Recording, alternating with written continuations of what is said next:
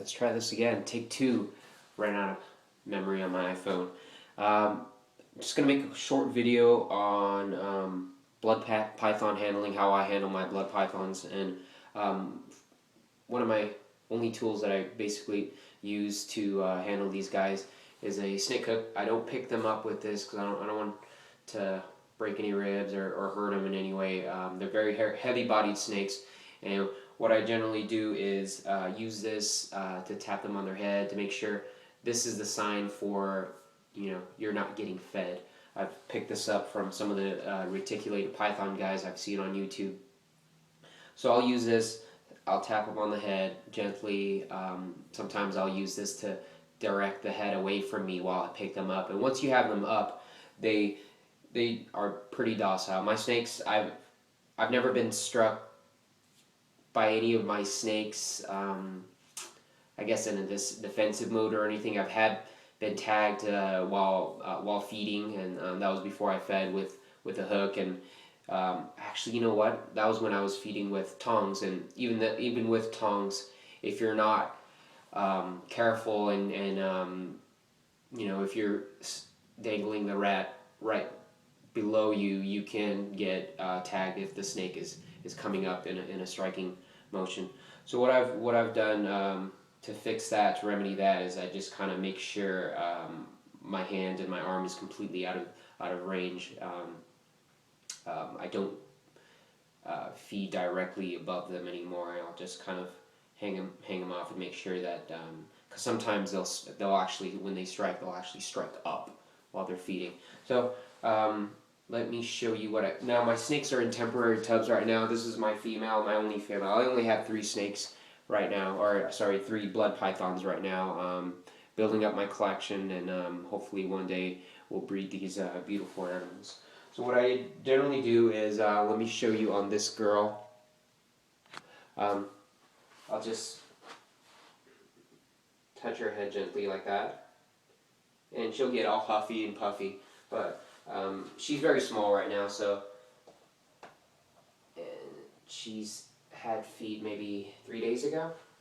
So as I pick her up, I'm just kind of directing her head away, and once I know she's kind of calm, I'll redirect my hand, and if things go wrong, you'll get a nice bite in this video. But you want to support their bodies in as many points of contact as possible. They don't like to dangle like you would right here. Now, I've never actually made a video of, well, I think I've made a video of these guys outside of their cages, but I just wanted to show you these snakes outside of their cage. Now, I love her belly and her side pattern, and she's actually grown a lot in size if you look at any of my old videos. So here she is. This is my female. Her name is Harley. She's hissing right now. Yeah. That's her side pattern. Love her side pattern. Now, she ate 3 days ago, so I don't want to mess with her too much. But her name is Harley. You can see with the little H. That's right there. But yeah, that's Harley. And, holding them in multiple points of contact is a good thing. So what I'll do is I'll just gently place her down like so. She always gets a little squirrely when I place her down. And she's in this temporary tub right now. I had these guys in melamine cages, 4-foot melamine cages that I had made, 4 foot by like 1.5 feet tall by 2 wide. And I'm moving about 4 hours north, so right now, before I move these guys, I always like to consolidate and make sure I have everything set, because I am moving in just a couple carloads, probably just one trip. So I've got these guys in these tubs, and what I actually might end up doing is I'll actually keep these guys permanently in these until I get more melamine cages made. So I'll have a rack for these sterilites. So she's on heat, but she's in here temporarily. And I've actually, it's a big no-no to keep two snakes in one enclosure, but I've got my 2 males in these Sterilites as well. I plan on getting more Sterilites and making the rack for it, but as of right now, I'm just going to be moving the snakes up in just 2 Sterilites, 3 snakes. So let me pick up the other guys and I'll go from there. That female was a 2012 that I got from Zach Greenberg at Zach Green Reptiles, and I'm gonna pick up my male that I've had for I've had him since 2008. I think in my last video I misspoke and said I've had him since 2005, but let me pick this guy up. He's my biggest male. I don't know his genetics. I got him at a pet store. Pretty positive that he's a Bronger's Mai, red blood python, but he's a brown color, and he's not as pretty as my my bright red blood pythons. So, but he's cool. I'm gonna keep him forever. I've always toyed with the idea of selling him. I've even sold him once before, but I regretted it, and thankfully I was able to get him back. But let me pick him up, and I'll show him to you.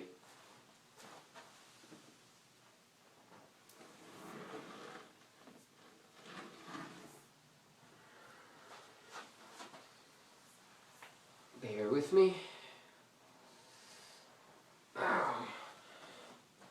Now this is my 15-pounder,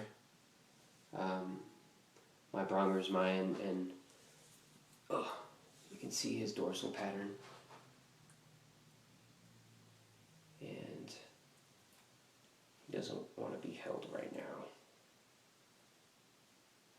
Now this guy is actually, he's pretty well recovered. It's been about 3 months now since his first URI ever. I've never actually even had a snake with URI, but he had it, and we didn't do injectable antibiotics at all. He was, with Baytril and with any other antibiotics like that you give IM intramuscularly. I have a veterinary tech background, so I've worked with these guys in a clinical setting, and every now and then you can get necrosis, and that's just death of the tissue that you've injected the antibiotics into. So I was really careful with this guy, and I actually gave him oral antibiotics using a feeding tube with a syringe, and you just draw up the correct amount and make sure you pass the tube pretty far down, as you would have guessed their stomachs begin.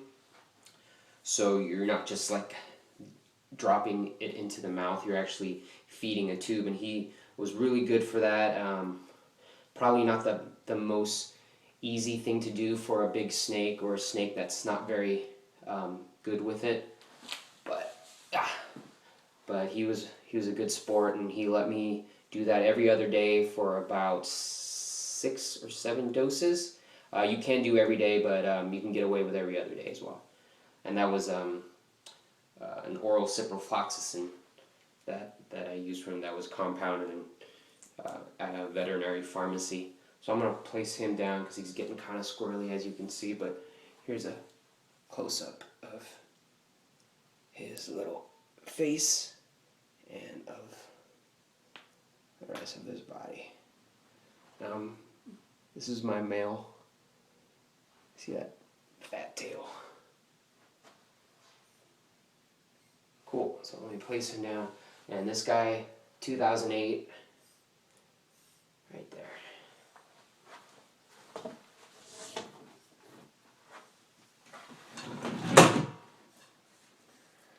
Sorry about that, just dropped a light fixture.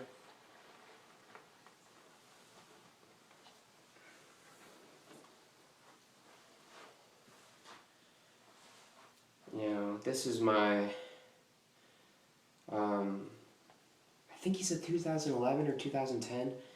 He's a squirt of a snake, but he's by far my prettiest right now. He's of Martyr line. I got him from the Ophidian Project with Kyle Howard. He's recently gone out of the snake business, although he still runs a pretty large aquarium business in Texas. This guy was my most feisty, and he's tagged me while, this is the guy that bit me while, or scraped me with his teeth while I was feeding him. He's not quite pissed yet, he's just trying to escape. Oops. So yeah, they do a flailing with their tail, so you got to always keep contact with that. But this is my prettiest. Here's a close-up of him.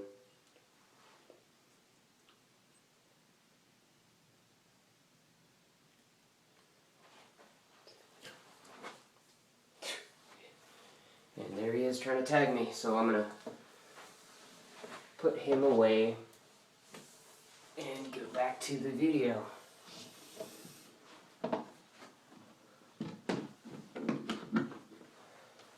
So those two guys are together, and they're doing well. I know you're not supposed to keep them together, but you know, I'm in a tiny little 4-door Civic that I'm moving up 4 hours north in, so that is that. But this is the female that I will one day be pairing him to. This is the female I showed in the beginning of the video, but that's just a comparison of their colors. She's not as bright red yet. She's not as old as he is, and she's quite a ways away from breeding. I don't know how many grams she is, but yeah, that's my girl.